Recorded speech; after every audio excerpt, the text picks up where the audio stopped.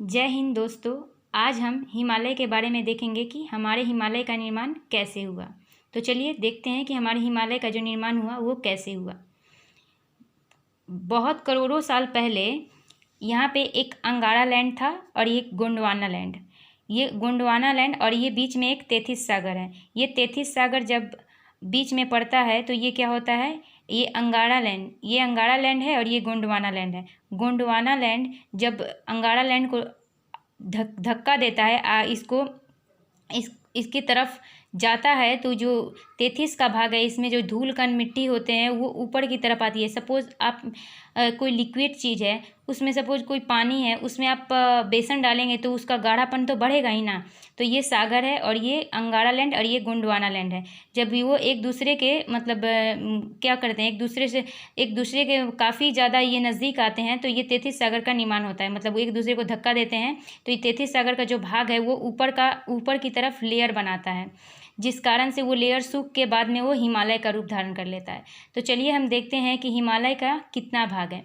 हिमालय के 4 भाग हैं, एक ट्रांस और एक ग्रेट हिमालय जिसे हम बृहद हिमालय कहते हैं, और तीसरा है आपका मध्य हिमालय जिसे हम मिडिल वाला कहते हैं, और चौथा है आपका शिवालिक। ट्रांस जो हिमालय आएगा वो आपका जम्मू कश्मीर में आएगा, क्योंकि वो ट्रांस मतलब पार या क्रॉस कर जाना। तो ये जो ट्रांस हिमालय का जो पार्ट है वो आपका जम्मू कश्मीर के उधर आएगा। तो ट्रांस हिमालय के भी 4 भाग हैं। चूँकि हिमालय के तो 4 भाग ही हैं।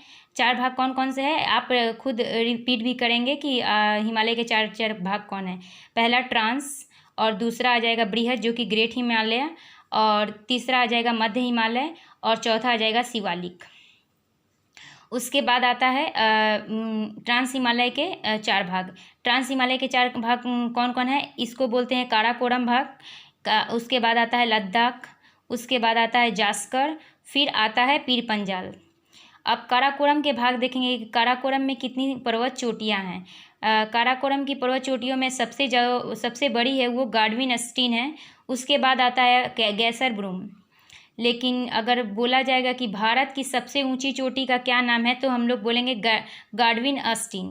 लेकिन वो चूँकि अभी ये जो गाडविन अस्टीन है वो पीओके का भाग है, तो वो भारत का हिस्सा है, लेकिन अभी भारत में तो नहीं है। वो भारत का भी नहीं हो सकता है क्योंकि वो पीओके का मैटर है। अभी पीओके का भी मैटर तो कितने दिनों में सुलझेगा वो तो पता नहीं है, लेकिन ये भारत का हिस्सा है, लेकिन ये भारत में नहीं है। लेकिन अगर भारत का बोलेगा तो आप गाडविन अस्टीन बोलेंगे, लेकिन अगर भारत में बोलेगा तो उसके सेकंड नंबर पे आता है कंचनजंगा जो कि सिक्किम में है। यहाँ पे कंचनजंगा जो कि सिक्किम में है, लेकिन अगर भारत का बोलेगा तो आप गाडविन अस्टीन को बोल सकते हैं। इसके 2 चोटी का नाम आप खुद भी रिपीट करेंगे। एक का नाम है आपका गाडविन अस्टीन और दूसरे का नाम है आपका गैसर ब्रूम। और तीसरे में हम आ जाएंगे, दूसरे में आएंगे हम ये जो पर्वत श्रृंखला है ये कौन सा है, लद्दाख की सबसे ऊंची चोटी का नाम है राकापोशी, जो कि खड़ी ढाल में दुनिया की सबसे खड़ी ढाल में सबसे ऊंची मानी जाती है राकापोशी। ओके, तो ये राकापोशी को हम ये देख सकते हैं। और एक पॉइंट मैं भूल गई थी, ये जो है आपका काराकोरम, ये काराकोरम की जो पहाड़ी है वो अचानक तो ख़त्म नहीं हो जाती है, ये पश्चिम की ओर उसका विस्तार हो जाता है। जो विस्तार होकर वो पश्चिम की ओर चली जाती है तो उसे ही पामीर का पठार कहते हैं। ये आगे बढ़ जाती है, इसे ही पामीर का हम पठार कहते हैं।